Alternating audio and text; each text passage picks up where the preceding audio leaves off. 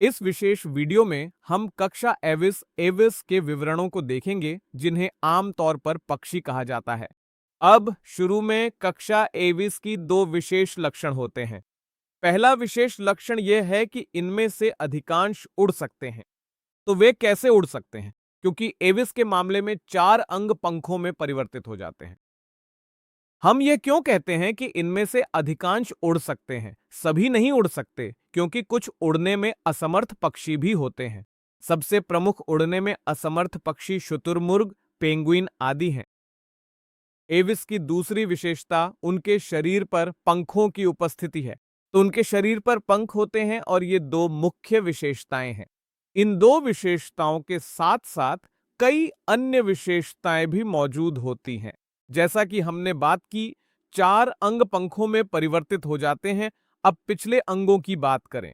अब पिछले अंगों पर आमतौर पर शल्क स्केल्स होते हैं और ये चलने, तैरने या पेड़ों की शाखाओं को पकड़ने के लिए अनुकूलित होते हैं।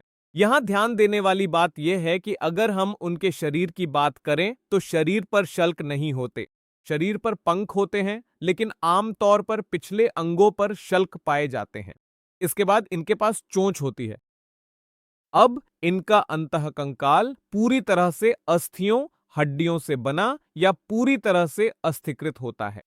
पक्षियों की लंबी हड्डियां खोखली होती हैं और इनमें वायु गुहाएं, एयर कैविटीज होती हैं, और इन हड्डियों को वायवीय हड्डियां, प्न्यूमेटिक बोन्स कहा जाता है। तो वायवीय हड्डियां, प्न्यूमेटिक बोन्स कक्षा एविस एविस में पाई जाने वाली विशेष हड्डियां हैं। इसके बाद पाचन तंत्र में अतिरिक्त कक्ष होते हैं, जिन्हें फसल, क्रॉप और पेशनी गिजार्ड कहा जाता है। तो कशेरुकियों, वर्टिब्रेट्स में फसल और पेशनी कक्षा एविस एविस में ही पाई जाती हैं। इसके बाद त्वचा शुष्क होती है। त्वचा पर कोई ग्रंथियां, ग्लैंड्स उपस्थित नहीं होती, लेकिन इसमें एक अपवाद होगा। अपवाद तेल ग्रंथियां, ऑनेल ग्लैंड्स होंगी। तो तेल ग्रंथियां पूंछ के आधार बेस पर पाई जाती हैं।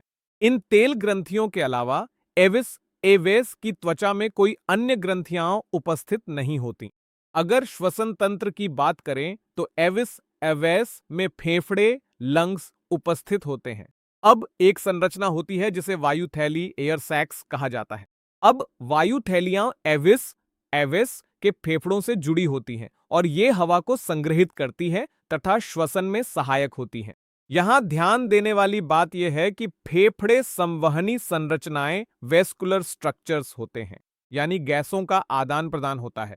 O2 और CO2 का आदान प्रदान फेफड़ों में ही होगा, लेकिन ये वायु थैलियां ये अवसंवहनी नॉन वेस्कुलर होती हैं। तो वायु थैलियों में गैसों का कोई विसरण या आदान प्रदान नहीं होगा। वायु थैलियां केवल हवा को संग्रहित करने का कार्य करेंगी। इसके बाद हृदय की बात करें तो हृदय 4 कक्षों वाला 4 चैम्बर्ड होता है। तो अगर हम 4 कक्षों वाले हृदय की बात करें तो इसमें 2 ऑन्ड्रिकल्स और 2 वेंट्रिकल्स होते हैं। एव्स पहली श्रेणी है जो गर्म रक्त वाली होती है, क्योंकि केवल 2 श्रेणियां हैं जो गर्म रक्त वाली या होम्योथर्मल होती हैं। पहली एव्स है और दूसरी मैमल्स, स्तनधारी हैं। तो ये पहले ऐसे जानवर हैं जो अपने शरीर का तापमान नियंत्रित कर सकते हैं। इसके बाद प्रजनन तंत्र की बात करते हैं। तो प्रजनन तंत्र की बात करें तो नर और मादा अलग अलग होते हैं स्पष्ट रूप से, यानी ये एक लिंगी जानवर हैं। इनमें लैंगिक प्रजनन होता है। निषेचन शरीर के अंदर ही होता है, यानी आंतरिक निषेचन। इनमें कोई लार्वा नहीं होता, यानी प्रत्यक्ष विकास होता है, और ये अंडे देते हैं, इसलिए ये अंडज ओविपेरस जानवर हैं। इसके बाद उदाहरणों की बात करते हैं। तो कुछ पक्षी, जैसा कि हमने बात की थी, उड़ने में असमर्थ पक्षी थे। तो शुतुरमुर्ग एक उड़ने में असमर्थ पक्षी है, जिसे स्ट्रूथियो के नाम से जाना जाता है।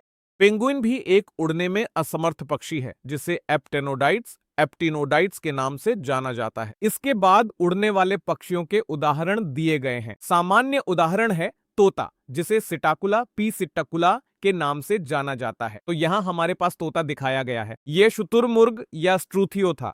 फिर है मोर, जिसे पावो के नाम से जाना जाता है। इसे आप आसानी से पहचान सकते हैं।